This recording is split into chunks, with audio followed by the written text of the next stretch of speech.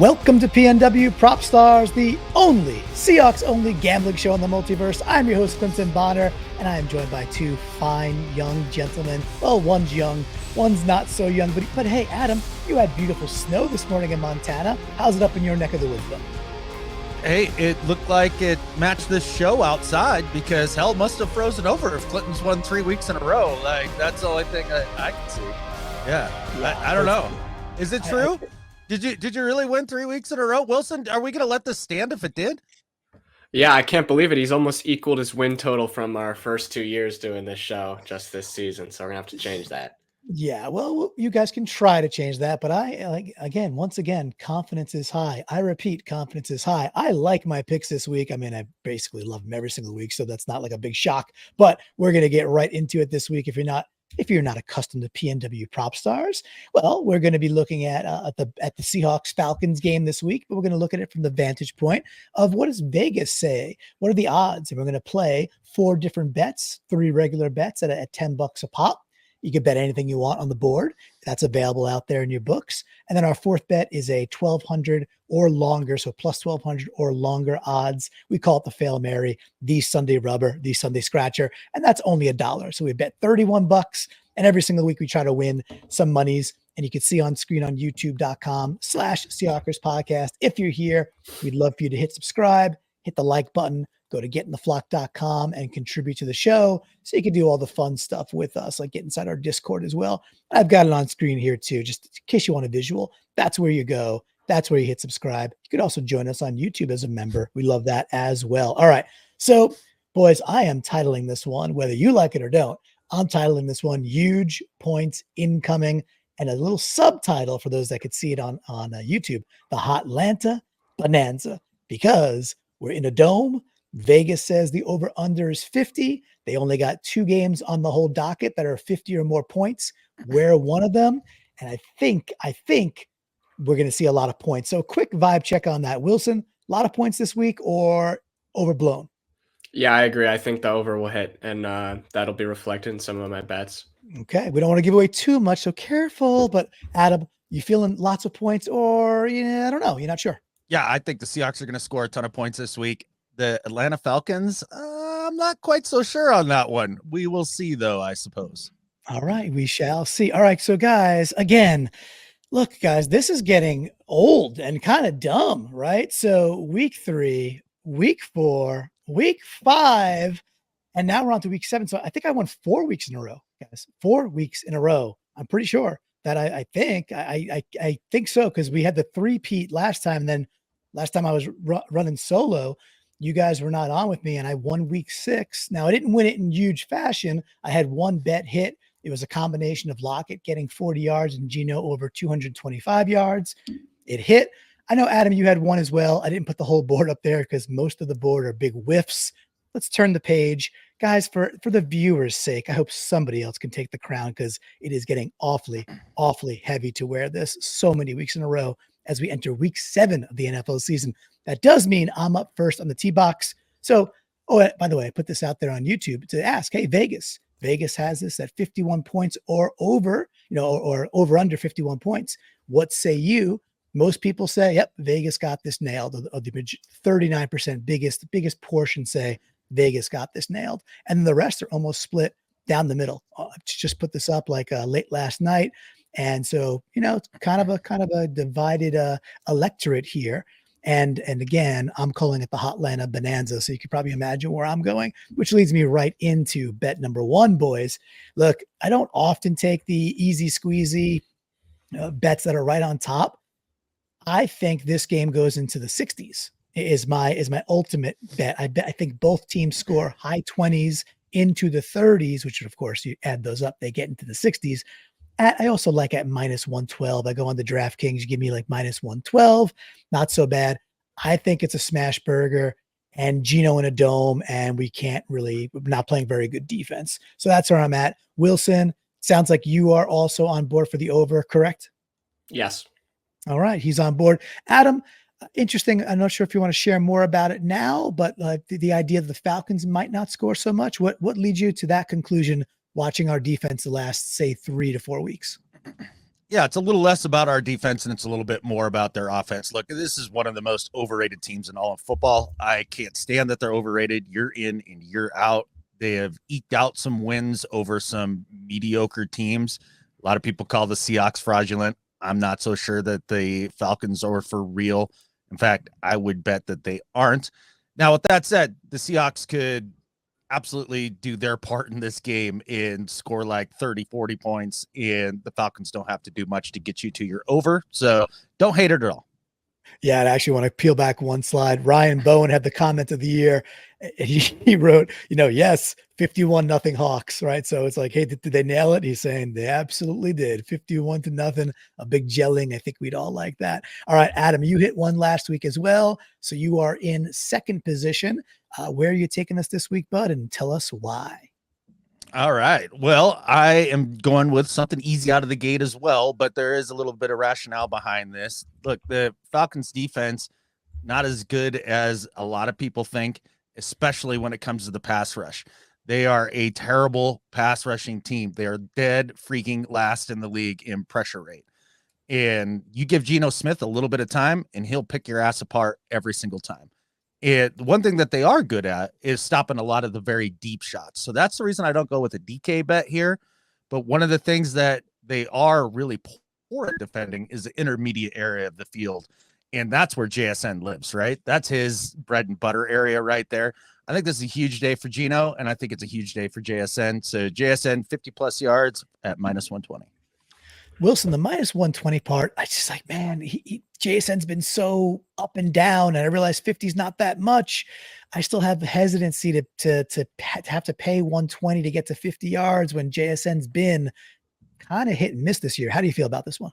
Yeah, I don't like paying here either. And don't underestimate the Falcons pass rush when you have Stone Forsythe playing right tackle. Yeah, we'll see. We'll see, right? Because he's got the hand issue. I'd imagine he's playing, and we get the Grady Jarrett versus Stone Forsythe matchup. Or if not, we'll have Old Man Peters out there. And, does the fun ever start? I guess we'll find out. All right, start the fun, though, Wilson. Where are you going first down? Well, I'm trying to figure some things out about this Seahawks team, and I feel like I'm getting a lot of useful information here from the fact that I haven't hit a bet since week 3. So you guys have been doing well with Geno passing yards. So I took that here at 250. The only game he's been under 284 was week 1 against the Broncos. So I feel pretty good about 250 in really any game. And I decided to ratchet it up a little bit here with a K9 anytime touchdown. The Falcons are 24th in rushing yardage allowed this year, which is not very good. So I think K9 should have a decent game. And he gets everything around the goal line and in the red zone. So I like ratcheting this up here to 148 with that. Well, Adam, it's not only a copycat league, it's a copycat show because Wilson's looking at what's been working for us and he's maybe glomming onto it. Is it the right glom? Is it the right time to glom, or is he chasing dragons over here, man? Hey, I think this is going to be a good bet. Anything on Seahawks offense this week, I am like high on, and 100% right on Geno's passing yards throughout the year. I love the 250 part of this. And then also you saw Ryan Grubb get to the run game a little bit more this last week, and they've got 10 days to really sit and dial this in. I do think that they're going to emphasize K9 the way that they should. I like the bet. I think you're probably going to hit on this one, Wilson. All right. Some a vote of confidence. And at this point, I think Wilson needs it. All right, Adam, you are on second down leading us out. Where are you going, buddy? Hey, here it is. Basically, week 1, Wilson said it, is the only week that Geno Smith has been under 280 passing yards. So with that said, this is easy money when he's going to be able to sit back there and just throw darts. And I don't have to rely on a second thing to hit within this second down bet. So plus 125 for Geno over 275 passing yards. Pretty good money, Wilson. Only thing that worries me is that when Adam says it's easy money, I go, ooh, is it easy money now? So 275, I get it. 5 out of 6 games, right? 5 out of 6 and 5 in a row. I understand how to, things go in a row. Trust me, I've won 4 times in a row now. I get it. But 275 in the NFL is still a pretty spicy meatball or smash pot. What do you think, Wilson? I like 275 here I ended up going with 250 just to be played a little more safe, but I realized that both Adam and I are not really in the position to do that right now. We sort of have to take a few more chances, so I don't mind this at all. Yeah, well, just because I'm winning the week doesn't mean I'm actually, running around or swimming in gold coins like Scrooge McDuck. I'm Yes. just winning the week because you guys are worse than me, is what it boils down to this year so far. All right, so then Wilson, you're up on your second down bet, bud. Take it away. Yeah, I actually have realized after sleeping on this, I don't like it very much, just because of usage. I have Bijan 70 plus rushing yards and an anytime TD at 162. Honestly, sleeping on that, I wish it was in the 200s. You're not going to get lucky that way. Vegas really loves Bijan for some reason. He's been good. He obviously had 2 touchdowns, 90 plus yards in the last game, which was against Carolina. But overall this year, his usage has been a little bit irregular, as has his red zone / touchdown production. He splits with Algier a little bit. They like to throw it to him out of the backfield some. So I'm actually sort of hedging me getting this wrong by saying that this is not my favorite bet now that I've slept on it, but I'm going to stick with it at 162. This might be some DCH nonsense here, Adam. Maybe he's reverse jinxing his own bet. I don't know how to take it. What do you say? Yeah, maybe that's the way that he's going here. Look, the one thing that gives me some hesitancy about this is just the fact that Algier and him do split carries. Algier is definitely the more up the gut guy, and that's the guy that I think you want toting the rock when you are close to the end zone. And I don't know that he's going to get that touchdown. Also, too, I'm a big believer in Mike having 10 days after that whirlwind that they just had in terms of 3 games in 11 days. And I really do believe that we're going to look back on this game and go, oh my goodness, like look at Mike with a little bit of preparation. They've had some time to fix some things and they're really getting after it. Bijan also, like we were talking about the edge runner, and I like the idea of Hall and Mafe being a little bit healthier coming into this week, being able to set that edge and maybe contain him just a little bit more. I like it. I like the fact that, instead of 3 games in 11 days, we play 1 game in 10 days and we actually get healthy as we can, and just schematically do things we want to go do. And please, please, please, Byron Murphy, please play this game. All right. So let me roll on to my bet 2. Guys, I'm going to drop some knowledge here. First and foremost, K9 has 8 receptions, 7 receptions, 5 receptions since coming back from injury. So the 3 games preceding this one coming up in Atlanta on Sunday. That's first and foremost. So K9 over 3.5 receptions. I say train, keep it rolling. Second reason for that is Atlanta is one of the heaviest zone teams in the entire league. When you play zone, you might be bottling up the middle. You might be bottling up some of your receivers and some of those paths.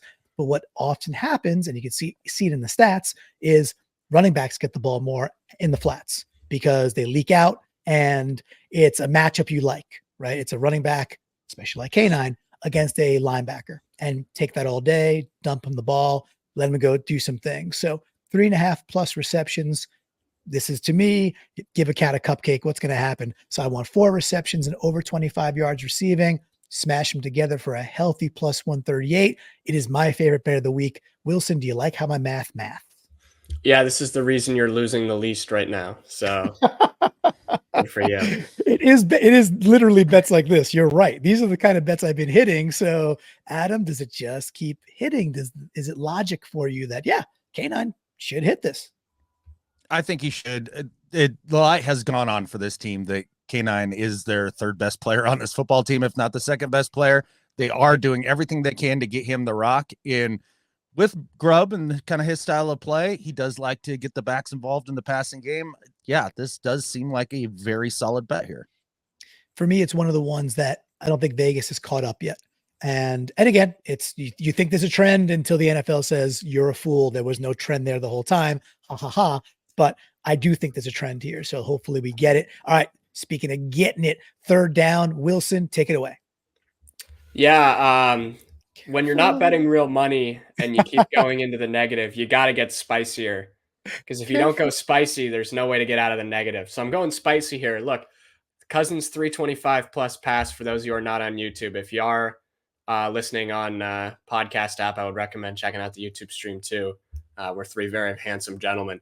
Sure. But 325 plus for Cousins. He's only gone over 300 once this year. That was in the nuts game against the Bucks where he threw for 500 yards.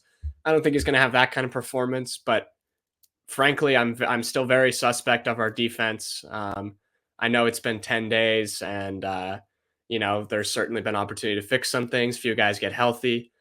But I'm taking a swing here and I really liked the 400, nice and spicy at 325, which feels like a very, very good game, but not necessarily a career game for Cousins. And I think it's very possible for him to have a super solid and easy time with our secondary. It's especially banged up on the outside. Yeah, Wilson says it at the end there, Adam. Tariq, I don't think is playing. Trey Brown banged up. Rayshad Jenkins to IR. So it might be lots of Ty Akata, might be lots of Kobe Bryant and others, not Nehemiah Pritchett. Look, maybe the Falcons get a lot of yards and maybe yards don't matter, Adam. What do you think? Does a great secondary make a great offensive line, or does a great offense or defensive line make a great secondary? We all know the answer to it. It's the defensive line. It's the straw that stirs the drink. And Byron Murphy being back this week, along again with Mafe getting healthier and all of that stuff. The Seahawks have been the 7th highest team in pressure rate this entire season. I know it doesn't feel like that, but it is a true fact. They do get after the quarterback. And look, people talk about this Falcons offensive line like they're pretty good. They're fine. I think, again, another overrated aspect of their football team. And you get an immobile quarterback coming off Achilles surgery with a team that gets after the quarterback with mediocre weapons. I like Drake London. He's a good receiver. Everybody else, I could give two craps about. I really just think that it's going to be a tough day for Cousins when he's got people in his face. We've seen him melt down over and over again when he gets pressure. I don't love this one, but you are going for a plus 400 here, Wilson, which I appreciate because I'm trying to swing for the fences too. So, I'm rooting for you, but not all at the same time here. Yeah, we gave Wilson a little careful. It's spicy emoji because I think at this point, anything plus 300 or higher for regular bets deserves the little emoji there. We'll see. Again, I think it's going to be a bonanza. I would not be shocked if this hits and Seattle still wins in a tight, high-scoring game, but we shall see. So, Wilson, I understand, rolling the dice here, try to get that plus 400. That's juicy. Reminders for folks out there: if you laid $10, you're winning $40. You get back a $50 bill, right? You're up 40. So we'll see how that goes. Adam, you mentioned not giving a rip about any of the other wide receivers, and boy, am I going to tell you, I don't see it that way. So what I've got is a little spice. Look at this. Are you overrating a Bears receiver yet again? Is that what we're doing here? I love that. The DJ Moore slander will not stand. Look, Darnell Mooney is a good wide receiver too. He operates the middle of the field really, really well. He catches basically everything. And we have problems with linebacker coverage at this point, and we are super short on safeties. So that's my reasoning, right? So I got Mooney to go over 4.5 receptions, to go over 53.5 yards, and to score a touchdown. It's a lot there. I know it's a lot, but I'm also getting a little Wilson 300 of my own, plus 310. Wilson, careful. This one's also spicy. What do you think? This disgusts me. I don't even want to talk about it. Love it. This is voodoo magic, man. Come on. Listen, I don't want it to hit. I don't want to be right, guys, but the crown is speaking to me. What can I tell you? All right. So Adam, that brings you up on your third down. Actually, dude, bravo. I love this one. Tell people how the heck you find this and what is it? Well, even a blind squirrel finds a nut once in a while. And for whatever reason, I did stumble across this on DraftKings, but mainly I was looking for sack props because just looking at the Falcons and knowing that they do not get after the quarterback and knowing that the Seahawks, even against good pass rushes, like say, I don't know, the Lions gave up a total of 1 sack. I don't think that they're going to have much of a difficult time keeping Geno clean when he actually can get the ball out quickly. And Ryan Grubb's going to utilize K9 in the running game a little bit more. I think they're going to have very limited opportunities to get after Geno. And so at the end of the day, I don't think the Falcons are getting a sack in this game. And I get a big old fat plus 300 for it. That got me excited. this might be the first time we've all, I'd have to go back and look, and I'm not gonna, but I'm gonna say it's probably the first time we ever all placed a Wilson 300 on third down. And remember, we don't know what each other are betting. We either put him into the sheet or I get him texted over to me, and I'm like, ooh.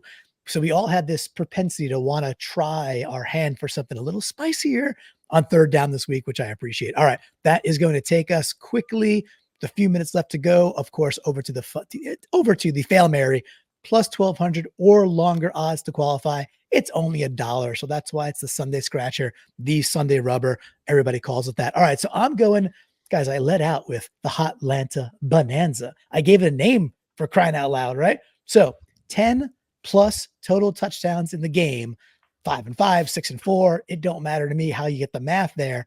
Plus 1,200.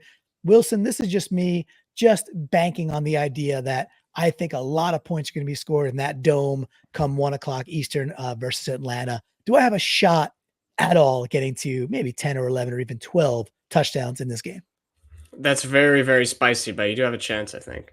Okay, fair enough. I could see a very, very spicy game. All right, Adam, quickly from you, can you envision 41-35? Is that a possibility in your brain? God, I hope not. That'd be a boring ass football game that had no defense. All right, Adam, you're up on second down. I know you like defense. Where's your Hail Mary, bud? Well, here we go. Just betting on the Seahawks to have a huge day. So Seahawks minus 10.5 points and K9 to be over 100 rushing yards. Again, I think they showed signs of getting the ball to K9 the way that they should last game.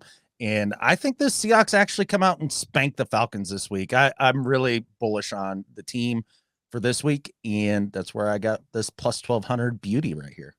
Hey, we can't argue with when it lands so gently on the even plus 1,200. And look, if we demolish the Falcons, because that would be a demolishing, and K9 gets that, and Car super happy in the Discord and elsewhere, I'll be a happy camper too. All right, Wilson, take us to your final bet, the Fail Mary. Take it away.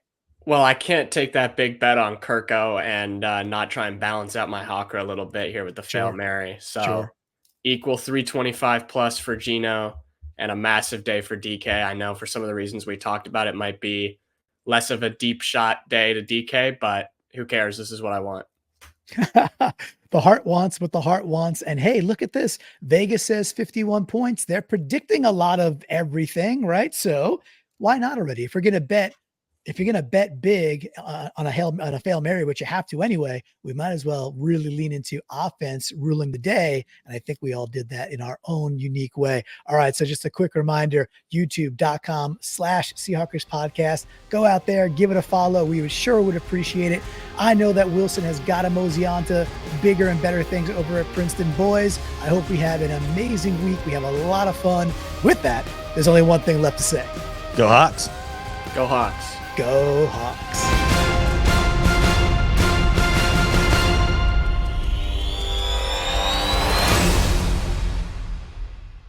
Struggle's real for Clinton this week.